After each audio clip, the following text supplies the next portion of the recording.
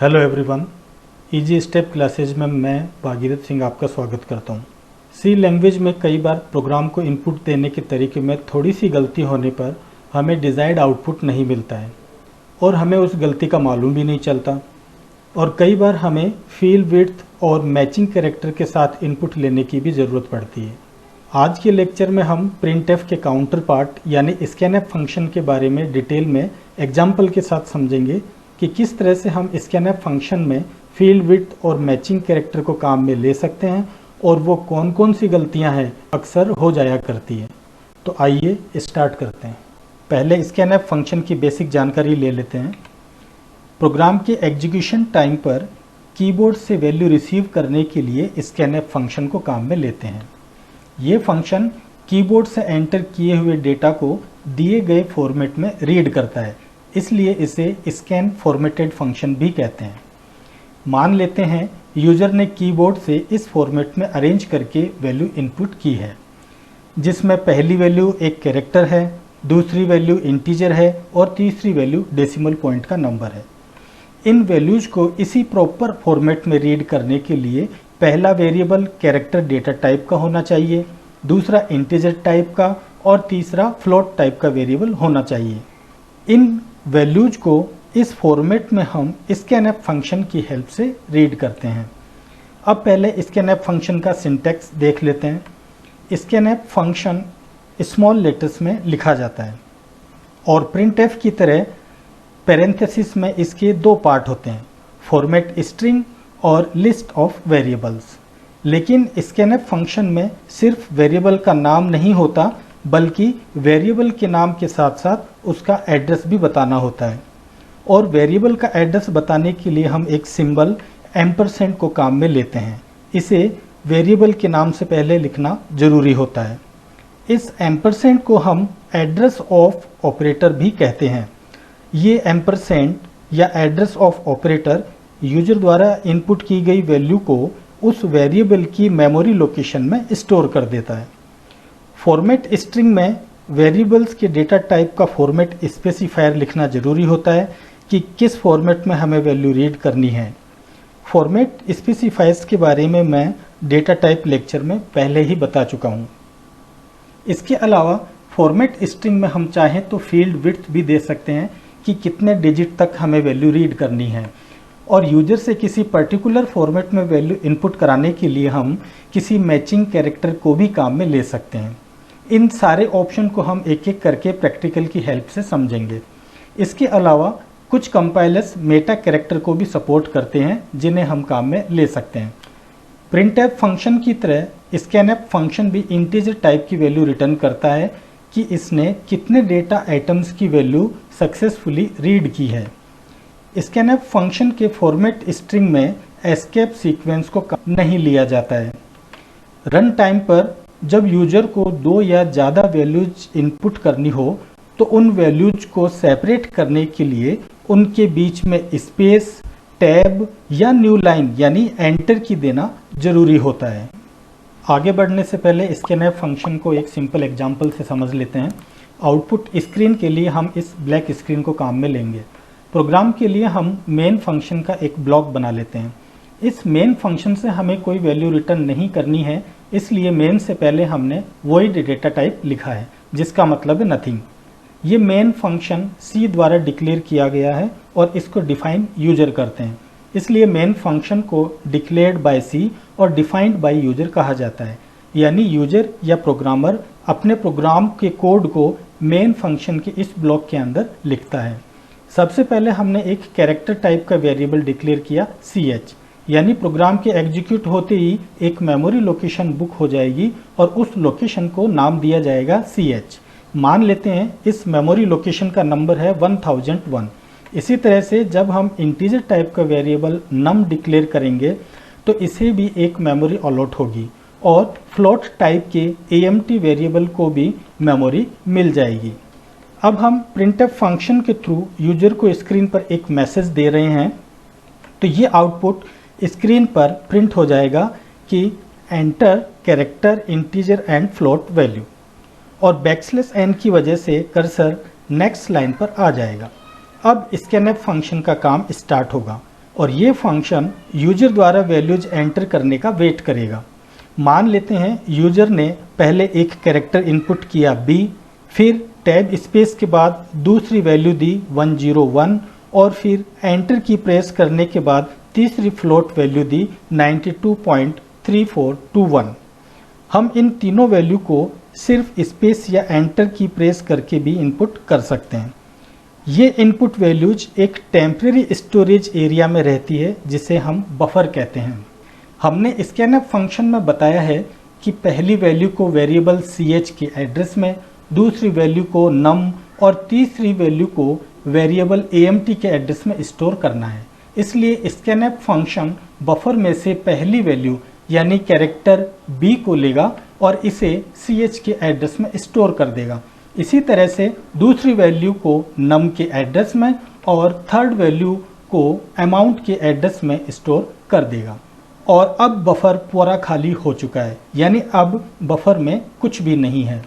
अब हम printf function के थ्रू कैरेक्टर की वैल्यू को स्क्रीन पर प्रिंट करा रहे हैं, तो आउटपुट में कैरेक्टर की वैल्यू यानी b प्रिंट हो जाएगा। और इसी तरह num की वैल्यू और अमाउंट की वैल्यू भी प्रिंट होगी। अमाउंट की वैल्यू डेसिमल पॉइंट के बाद 2 डिजिट ही प्रिंट होगी, क्योंकि प्रिंटफ फंक्शन में हमने %.2f फॉर्मेट दिया है जो हम पहले पढ़ चुके हैं। हम इन तीनों वैल्यूज को एक ही प्रिंटफ फंक्शन में इस तरह से लिखकर भी प्रिंट करा सकते हैं। अब स्कैनफ में फील्ड विड्थ को एग्जांपल से समझ लेते हैं। हमने एक मेन का ब्लॉक बनाया, इसमें दो वेरिएबल n1 और n2 इंटीजर टाइप के डिक्लेयर करें तो इनको मेमोरी अलॉट हो जाएगी। CLR SCR फंक्शन अगर स्क्रीन पर पहले से कुछ लिखा होगा उसको क्लियर करेगा। अब हमने यूजर को मैसेज दिया एंटर 2 नंबर्स, तो ये स्क्रीन पर ऐसे ही प्रिंट हो जाएगा। नेक्स्ट हमने स्कैनफ फंक्शन में लिखा है %3d और %4d। तो मान लेते हैं यूजर ने पहली वैल्यू दी है 101 और सेकंड वैल्यू दी है 2011। अब ये स्कैनफ फंक्शन में 3d का मतलब है कि ये बफर में से 3 डिजिट को रीड करेगा, यानी 101 इसको रीड करेगा और n1 के एड्रेस में असाइन कर देगा। और %4d का मतलब है कि अब बफर में से ये 4 डिजिट को रीड करेगा, यानी 2011 इसको रीड करेगा और n2 के एड्रेस में असाइन कर देगा।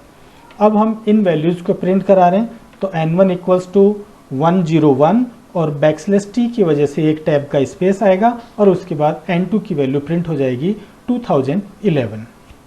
अब फील्ड विड्थ को एक मज़ेदार एग्जाम्पल से और समझते हैं। ये हमने मेन फंक्शन का ब्लॉक बनाया जिसमें इंटीजर टाइप के 3 वेरिएबल डिक्लेयर किए n1, n2 और n3, तो इनको मेमोरी अलॉट हो जाएगी। यूजर को एक मैसेज दिया एंटर 2 नंबर्स, तो ये स्क्रीन पर ऐसे ही प्रिंट हो जाएगा। इस बार हमने स्कैनफ में फॉर्मेट स्पेसिफायर में लिखा है %2d, %2d। तो मान लेते हैं कि यूजर ने पहली वैल्यू दी है 2011 और दूसरी वैल्यू दी है 33। तो स्कैनफ में %2d की वजह से इस बफर में से पहली 2 डिजिट रीड की जाएगी, यानी 20, और इस 20 को असाइन कर दिया जाएगा n1 के एड्रेस में। इसके आगे बफर में से 2 डिजिट और रीड की जाएगी और इसको असाइन किया जाएगा n2 के एड्रेस में। और 33 अब बफर में अकेला रह गया। अब हमने यूजर को मैसेज दिया एंटर 1 मोर नंबर, तो ये मैसेज स्क्रीन पर ऐसे ही प्रिंट हो जाएगा। और हमने लिखा स्कैनफ, यानी हम यूजर से थर्ड वैल्यू मांग रहे हैं, लेकिन क्योंकि स्कैनफ को बफर में पहले से ही वैल्यू मिल जाएगी इसलिए ये यूजर से इनपुट नहीं लेगा। यानी स्कैनफ फंक्शन बफर में कोई वैल्यू मिल जाती है तो उसी को वेरिएबल में स्टोर कर देता है। तो ये 33 स्टोर हो जाएगा n3 के एड्रेस में। अब हम अगर प्रिंट कराते हैं तो n1 इक्वल्स टू 20, एक टैब के बाद n2 इक्वल्स टू 11, फिर एक टैब स्पेस के बाद n3 इक्वल्स टू 33 प्रिंट हो जाएगा। बफर में किसी वैल्यू के रह जाने से जो प्रॉब्लम होती है उसे हम अब fflash फंक्शन की हेल्प से सॉल्व करेंगे। और इसके लिए हम इसी एग्जाम्पल को वापस से रिपीट कर लेते हैं जिसमें हमने इंटीजर टाइप के 3 वेरिएबल डिक्लेयर किए और यूजर से 2 वैल्यूज़ मांगी। और मान लेते हैं यूजर ने नंबर दिए 2011 और 33, तो स्कैनफ में हमने %2d लिखा है, इसलिए पहले नंबर की 2 डिजिट n1 में असाइन हो जाएगी और इसकी बाकी 2 डिजिट n2 में असाइन हो जाएगी। अब 33 बफर में रह गया। अब नेक्स्ट वैल्यू को रीड करने से पहले हम flash फंक्शन को काम में लेंगे। इस फंक्शन में हमने stdin यानी स्टैंडर्ड इनपुट लिखा है। ये फंक्शन स्टैंडर्ड इनपुट यानी कीबोर्ड से एंटर की गई वैल्यूज को बफर में से फ्लैश आउट यानी क्लियर कर देता है। मतलब अब बफर बिल्कुल खाली हो चुका है। अब हम यूजर को एक और वैल्यू इनपुट करने का मैसेज दे रहे हैं, और क्योंकि अब स्कैनफ फंक्शन को बफर में कुछ नहीं मिलेगा, इसलिए ये यूजर द्वारा इनपुट करने तक वेट करेगा और जो वैल्यू यूजर इनपुट करेगा उसको n3 वेरिएबल में असाइन कर देगा। अब हम इन वैल्यूज को स्क्रीन पर प्रिंट करा सकते हैं। अब फील्ड विड्थ का एक एग्जाम्पल फ्लोट वैल्यू के साथ देखते हैं। मेन फंक्शन में हमने एक इंटीजर num और एक फ्लोट amt वेरिएबल डिक्लेयर किए और यूजर से फ्लोट और इंटीजर वैल्यू मांगी। स्कैनफ फंक्शन में हमने फ्लोट के लिए %3f फॉर्मेट काम में लिया है। मान लेते हैं यूजर ने दो वैल्यूज 1.23 और 44 दी है।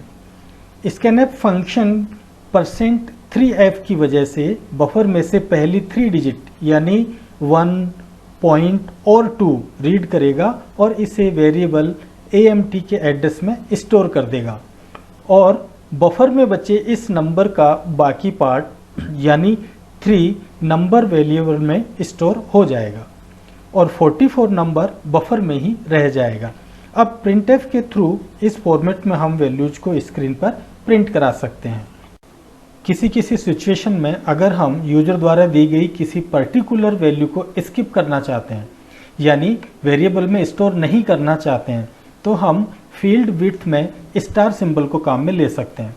जैसे इस एग्जाम्पल में हमने यूजर से 3 नंबर मांगे हैं और स्कैनफ फंक्शन के बीच के दो फॉर्मेट स्पेसिफायर में हमने %d और %2d लिखा है।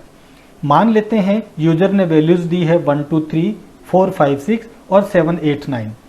अब स्कैनफ फंक्शन पहली वैल्यू यानी 1 2 3 को a में स्टोर कर देगा, लेकिन दूसरी वैल्यू को स्टार की वजह से स्किप कर देगा और तीसरी वैल्यू की 2 डिजिट को भी %2d की वजह से स्किप कर देगा। अब बफर में बची वैल्यू यानी 9 को वेरिएबल b में स्टोर कर देगा। अब हम वेरिएबल a और b की वैल्यू को प्रिंट कराकर देख सकते हैं। अब हम स्कैनफ फंक्शन के मैचिंग कैरेक्टर को समझते हैं। स्कैनफ फंक्शन में हम फॉर्मेट स्पेसिफायर के बीच में किसी नॉन वाइट स्पेस कैरेक्टर को भी यूज में ले सकते हैं।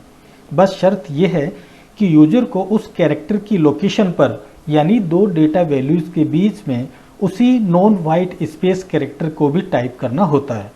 जैसे इस एग्जाम्पल में हमने स्कैनफ फंक्शन में %d के बीच में माइनस टाइप किया है, इसलिए यूजर को भी इनपुट देते समय दो डेटा वैल्यू के बीच में माइनस सिंबल टाइप करना होगा। इससे 11 डे में, 10 मंथ में और 2020 ईयर में स्टोर हो जाएगा। एक और एग्जाम्पल देखते हैं। इसमें हमने मैचिंग कैरेक्टर के रूप में स्लैश टाइप किया है, इसलिए यूजर को दो डेटा वैल्यू के बीच में स्लैश भी टाइप करना होगा। अब हम स्कैनफ फंक्शन के रिटर्न टाइप की बात करते हैं। अगर स्कैनफ फंक्शन फॉर्मेट के अकॉर्डिंग डेटा वैल्यूज को करेक्ट ऑर्डर में रीड कर लेता है, तो जितनी डेटा वैल्यूज रीड करता है उतने नंबर रिटर्न करता है।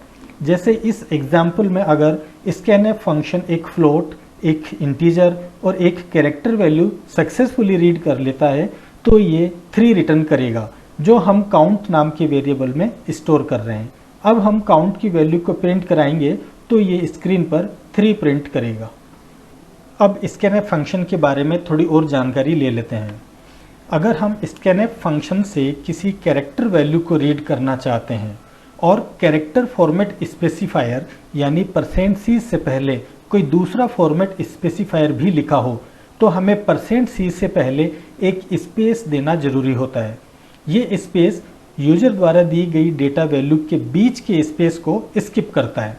अगर हम %c से पहले स्पेस नहीं देंगे तो स्कैनफ फंक्शन बफर में यूजर द्वारा दिए गए स्पेस को ही रीड करके उसे ही एज ए वैल्यू वेरिएबल में स्टोर कर देगा। स्कैनफ फंक्शन में फॉर्मेट स्ट्रिंग के लास्ट में स्पेस नहीं दिया जाता है। ये सी लैंग्वेज में फैटल एरर कहलाता है।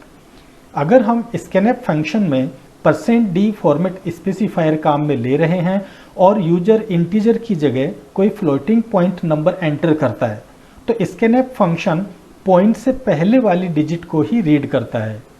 अगर हम स्कैनफ फंक्शन से %s फॉर्मेट स्पेसिफायर से किसी स्ट्रिंग को रीड करते हैं तो स्पेस के बाद की स्ट्रिंग को स्कैनफ फंक्शन रीड नहीं करता है। यानी अगर हम रोहित शर्मा नाम को रीड करेंगे तो सिर्फ रोहित रीड किया जाएगा, शर्मा नहीं। इसलिए स्ट्रिंग को रीड करने के लिए हम दूसरे लाइब्रेरी फंक्शंस को काम में लेते हैं। कुछ कंपाइलर स्कैनफ फंक्शन से कंप्लीट स्ट्रिंग को रीड करने के लिए मेटा कैरेक्टर्स को भी सपोर्ट करते हैं। इन मेटा कैरेक्टर्स और स्ट्रिंग के फंक्शंस को हम स्ट्रिंग हैंडलिंग टॉपिक के साथ स्टडी करेंगे। अगर ये लेक्चर आपको पसंद आया तो इस वीडियो को लाइक करें और अपने दोस्तों के साथ शेयर ज़रूर करें। Thank you for watching.